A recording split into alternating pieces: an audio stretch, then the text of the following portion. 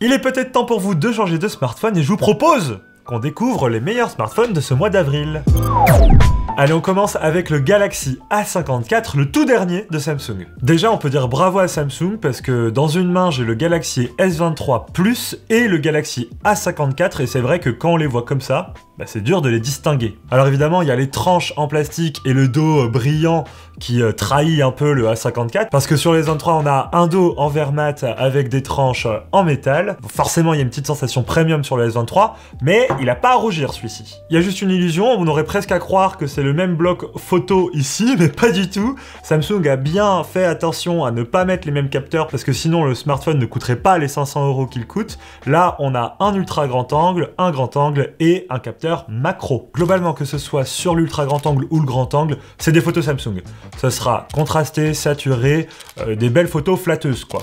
Mais attention, de nuit, c'est un peu moins bon. C'est un peu meilleur que le A53 de l'an dernier qui était vraiment mauvais sur la nuit, mais c'est toujours pas ouf. Et puis enfin, on a le capteur macro, vous voyez les photos défiler devant vous, elles sont pas ouf, hein, pas très exploitables, mais bon, fallait bien mettre un troisième capteur pour que ça ressemble au module photo du S23. Bon, passer la photo, il y a quand même un critère qui est très important pour moi, c'est l'autonomie, et là, on n'est pas déçu, ce smartphone, il peut vous tenir 2 jours. En plus de ça, Samsung, ils vous promettent 4 ans de mise à jour d'Android et 5 ans de mise à jour de sécurité, donc autant vous dire que ce smartphone, il est fait pour durer. Vous l'achetez et vous le gardez au minimum 4 ans. Et ça, c'est une vraie promesse, c'est une vraie tendance qu'ont les constructeurs en ce moment, c'est de vous dire « take your time », comme dirait un copain. On prend son temps, on n'achète pas des smartphones tous les ans, parce que c'est des produits onéreux qui sont faits avec des matériaux rares, donc on prend son temps, on le met à jour régulièrement, et il nous dure 4 ans. Bon, le seul petit bémol à ce smartphone, c'est qu'il ne vous tiendra pas 4 ans si vous faites du gaming hardcore, que vous jouez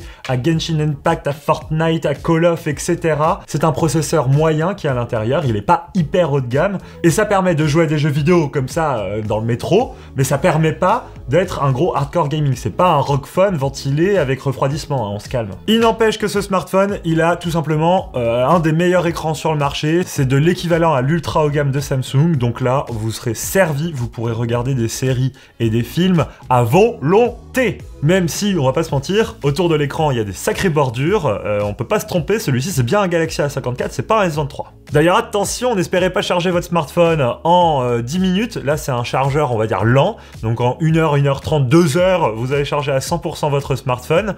Moi, personnellement, ça me gêne pas parce que je le branche la nuit. Et de l'autre côté, Samsung, ils ont retiré le chargeur de la boîte, mais pour qui ils se prennent, Apple ou quoi? Bref, si vous cherchez un smartphone et que vous avez un budget de 500 € et que vous aimez bien Samsung, sachez que le Galaxy A54, c'est certainement le meilleur choix. Même si, attention, le Galaxy A53 de l'an dernier est toujours très bien, et il a sûrement chuté en prix. Et oui, il a 1 an. Dans tous les cas, si vous voulez en savoir plus sur ce smartphone, on a fait le test vidéo que vous pouvez aller voir, on le met en fiche en haut de cette vidéo. Et puis si le smartphone vous intéresse, on vous met un lien dans la description pour avoir accès au meilleur prix.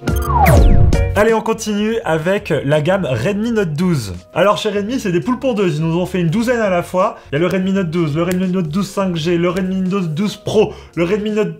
j'arrive pas à le dire. Bref, trop de smartphones, mais lesquels choisir? Alors déjà, ça va dépendre de votre budget. On a un modèle à 200, un modèle à 300, un modèle à 400 et un modèle à 500 €. Je sais pas si vous connaissez la réputation des Redmi, mais c'est la filiale de Xiaomi la plus connue pour ses rapports qualité-prix. Et autant vous dire que le modèle à 200 €, le Redmi Note 12, si vous en foutez de la 5G, prenez-le. C'est le meilleur rapport qualité-prix qu'on peut trouver dans cette gamme. On l'a pas encore testé sur Frandroid, puisqu'on a testé le Redmi Note 12 Pro plus 5G, mais dans tous les cas, ce qui est sûr, c'est qu'il nous donne un aperçu de tout ce que va être la gamme. Et ce qui est certain, c'est que le Redmi Note 12 n'a pas à pâlir face au Pro plus 5G. C'est un smartphone qui est moins puissant, qui est moins bien équipé en photo, mais qui a quand même la même batterie de 5000 mAh, donc certainement une très bonne autonomie connaissant les Redmi. Et surtout, il propose un écran OLED 120 Hz, et ça, à 200 €, c'est juste énorme. Alors après, si vous avez un peu plus de budget, je vous recommande le modèle à 400 €, le Redmi Note 12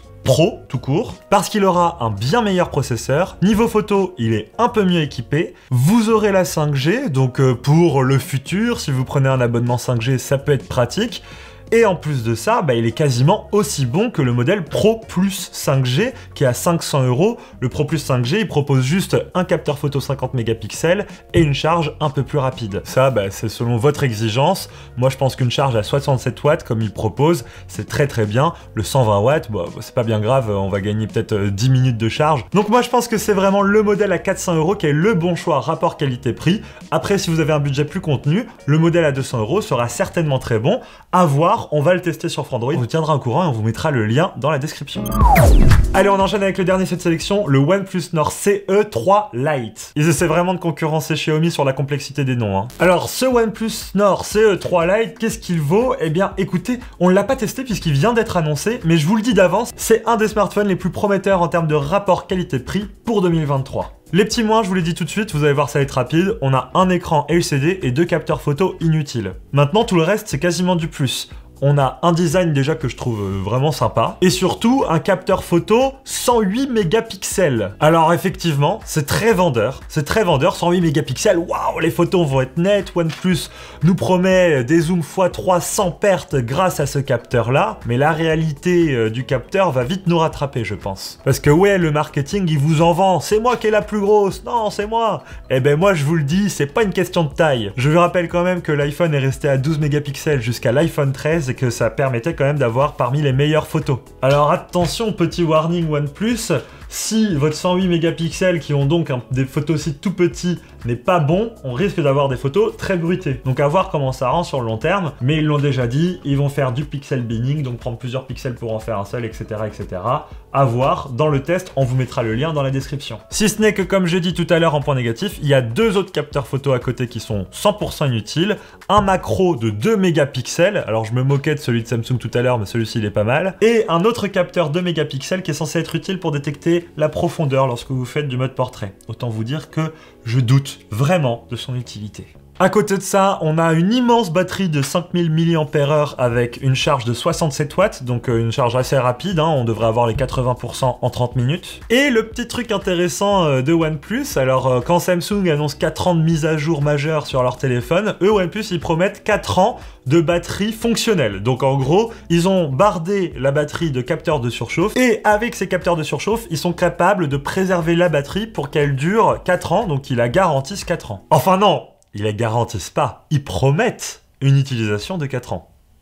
Nuance. Pour le reste de la fiche technique, bah on est assez puissant, on a 8 Go de RAM, un écran 120 Hz adaptatif qui peut descendre jusqu'à 30 Hz. Alors oui, c'est pas un écran OLED, c'est un écran LCD, mais ça reste assez ouf d'avoir du 120 Hz adaptatif sur cette gamme de prix là, et surtout ça peut permettre d'économiser un peu de batterie. Alors oui, c'est un écran LCD, c'est pas un écran OLED, mais bon, en vrai, si c'est un bon écran LCD, ça peut valoir le coup. À voir dans le test, encore une fois, on vous le met dans la description. D'ailleurs, ça m'intéresse, je lance dans les commentaires un petit sondage. Est-ce que vous préférez à tout prix un écran OLED, même s'il est 60 Hz, ou est-ce que vous préférez un bon écran LCD 120 Hz adaptatif jusqu'à 30 Hz, etc. Ça m'intéresse, commentaire. Et le dernier vrai atout de ce téléphone, c'est la puce. C'est un Snapdragon 695 5G, qui est un moyenne gamme, mais plutôt plus. Donc autant vous dire qu'avec une puce comme ça, vous allez pouvoir faire tourner votre smartphone comme sur des roulettes. Avec ça, vous ferez tourner la plupart des jeux vidéo, et autant vous dire qu'à 329 €, je trouve que la fiche technique complète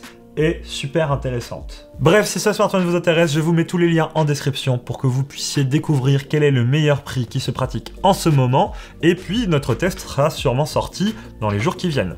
Et voilà, c'est tout pour les 3 smartphones que je recommande en ce mois d'avril 2023. J'espère que vous aurez trouvé ce qui vous plaît. Dans tous les cas, on était sur une sélection un peu moins ambitieuse qu'en ce début d'année, puisqu'il y a eu beaucoup de haut de gamme qui sont sortis. Là, on laisse la place aux smartphones qui coûtent 500 € et moins. N'hésitez pas à me dire dans les commentaires quel est le smartphone qui vous intéresse le plus. On est tous les jours sur Twitch et on se fera un plaisir de répondre à toutes vos questions. Vive la technologie, vive les smartphones, et à très bientôt. Ciao!